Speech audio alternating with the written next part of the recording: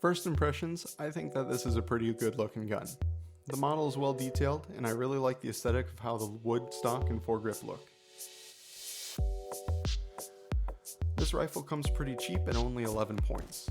For the amount of damage you can do, I'd say that the AKM's accuracy is pretty good, granted that you can control the recoil.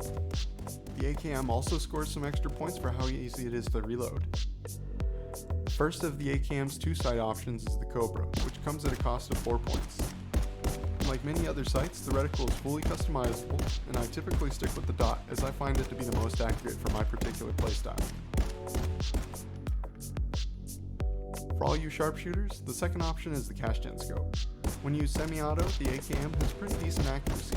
I have to admit that I'm not really a fan of cash-gen, however, but that's probably because my aim's on par with Mr. Magoo's. Adding a suppressor to the mix for 3 points helps rein in a little bit of that recoil, but I'd say that the difference is pretty negligible. With or without, the AKM has got a pretty substantial kick. However, when it comes to using suppressors, I typically never leave home without it. And if you're anything like me, the majority of the time you're going to be rocking this thing full auto. The key to maintaining any semblance of accuracy is going to be short controlled bursts. If you're not confident in your headshot ability yet, that's okay. The AKM definitely likes to jump up for kisses when it's aimed center mass. At the end of the day, this weapon knows what it wants to do, and it does it pretty well. I like the AKM for its super quick reloads, its aggressive stance, and most of all, its versatility. Especially for only 11 points, it's really hard to make a case against it. The one thing that I think detracts from it, however, is the limited selection of accessories. But considering what this weapon is, that's not really a big deal. Additionally, while not unmanageable, the recoil can take some getting used to, especially considering that you don't have access to any foregrips to help rein it in.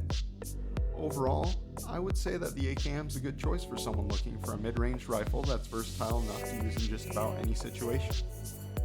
By no means is this a best-in-class weapon, but it's really not trying to be. I think that the AKM is fun to use and forgiving enough that pretty much anyone can pick it up and shred with it straight out of the box. For that reason, I'm giving this firearm an A+. With that, I'll leave you with some gameplay of the AKM in action. If you enjoyed this video, please consider subscribing. I'm planning on releasing a new video every week. And remember, stay frosty.